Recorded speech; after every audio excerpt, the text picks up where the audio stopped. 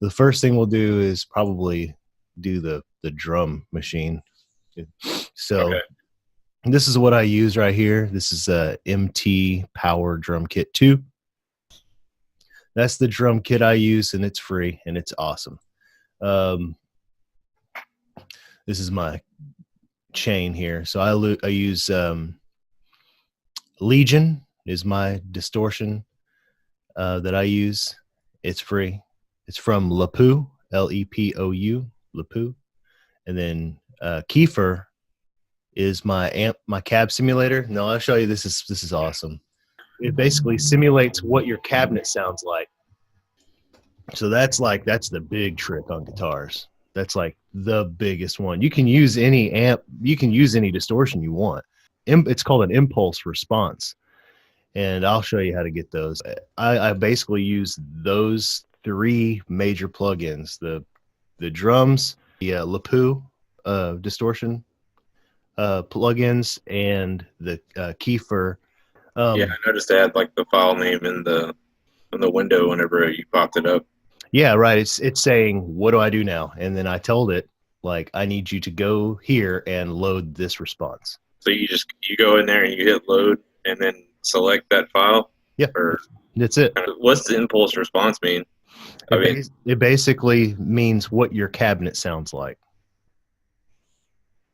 See, I'm using my favorite. This is my favorite one. It's called Catharsis, and it's a 1 on pre-high. That's the preset or whatever that I use. Yeah, impulse, catharsis. These are the ones I like. And then basically just go in here, boom, load up. You just like load them up and test them out and shit, and then find the ones you like. Yeah. So you're not using anything else other than this program and the plugins and all that kind of stuff. That's it. No, I'm not using anything else, man. It's under options. So options, go in your preferences, and then there you are, boom, VST. So you go to your VST area, and then all you do is basically tell it, where do I keep all my VSTs?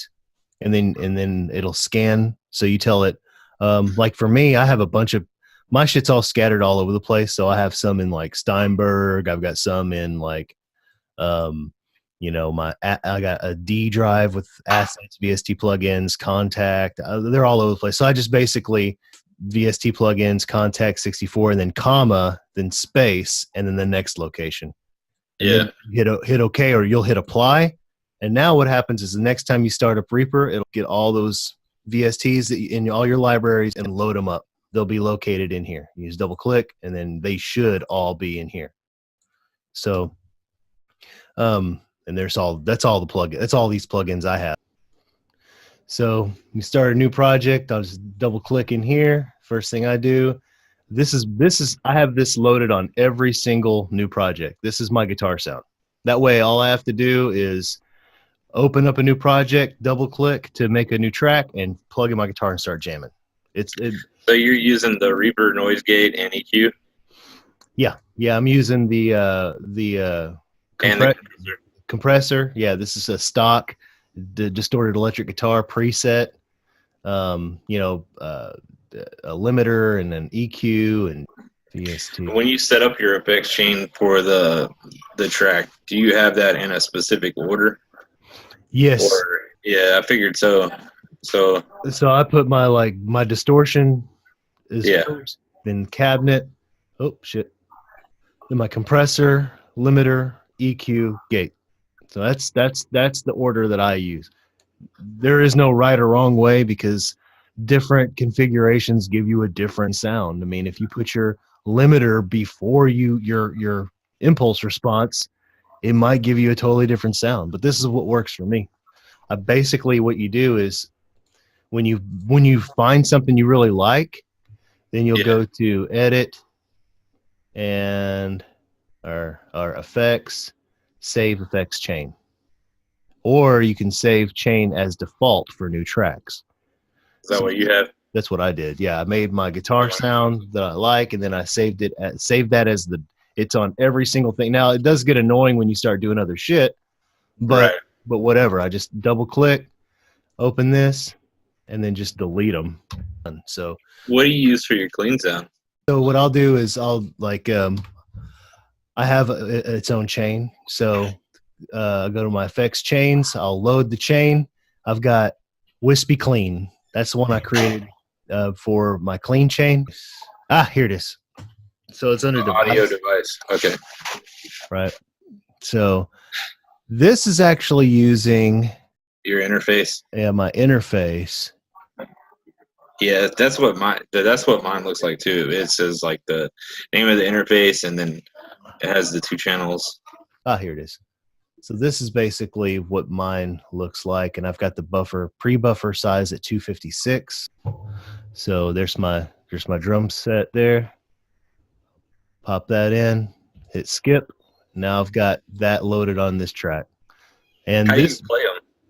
So basically, what I do is I'll go to grooves, and I'll just take any groove. It doesn't even matter, and I'll just drag it out here. And now it's MIDI, and then I start programming them manually. I'll touch on this here, and then I'll basically come up here and loop it, right? Then here's my loop here, or toggle repeat. Yeah.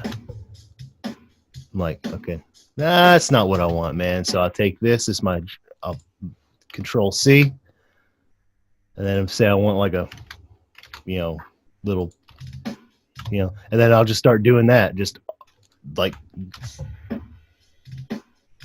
or if I want to do like, then I'll Control C, and then I'll just pop it in here. If I want that kind of like that running in place kind of double bass. Yeah. Well, it has to be closer than that. And I'll do that. And then I'll take these here, Control C, and then I'll just kind of go over a couple beats. That's going to be off, but whatever. I'm just doing it just for the show. You see what I'm saying? Yeah. And I'll just build it.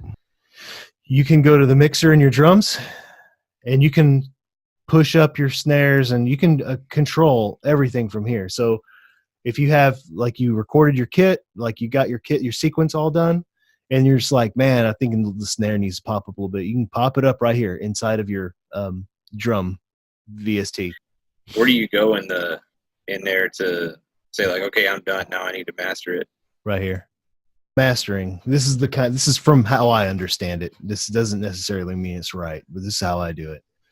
I bring all my tracks down. I try to keep it at -6, but like in a perfect world, you kind of want it around, -6, -12. That's kind of where you want to be. Like, so -6 being the high end, and -12 being kind of don't go lower than -12. I'll break my own rule a little bit on the drums, but everything else I won't. So once you've got that, you have to do your EQ, and this is before mastering. You're just getting all your levels right. So when you want to export, you'll go to File, Render. It always starts with Wave. And honestly, man, if you're going to put shit up on sound, this is something I just learned. SoundCloud, don't put MP3s. MP3s below, bro. They sound like shit on SoundCloud. Yeah. Always export a wave for your SoundCloud shit if you're going to put it up online. But if you're just going to jam it out in your, like, in headphones or like Bluetooth or whatever, then you're going to go MP3. You will I think it says MP3 here. It says encoder by Lame project, and you'll like go here. But when you first click it, that's when it'll say you can't. You need to download, and then you just download.